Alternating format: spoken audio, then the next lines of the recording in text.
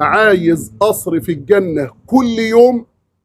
اسمع بقى حديث سيدنا النبي صلى الله عليه وسلم، يقول سيدنا رسول الله صلى الله عليه وسلم: من صلى لله في اليوم والليلة 12 ركعة بنى الله له قصرا في الجنة.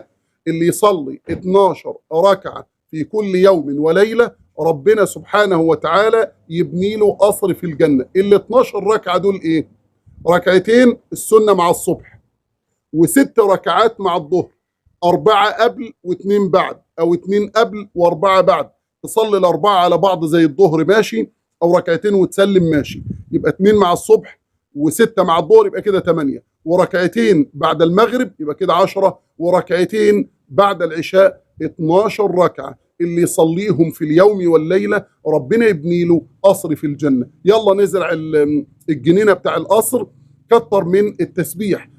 لو سبحت ربنا 100 تسبيحة ربنا يكتب لك 1000 حسنة، ويمحو الله عنك 1000 خطيئة، وتزرع لك 100 نخلة في الجنة. يلا نشجر الجنينة بتاع القصر، نقول سبحان الله وبحمده 100 مرة في كل يوم وليلة. شجرت القصر وبنيت القصر كل يوم، لا تتنازل عن هذا يوميا. أسأل الله أن يتقبل منا ومنكم.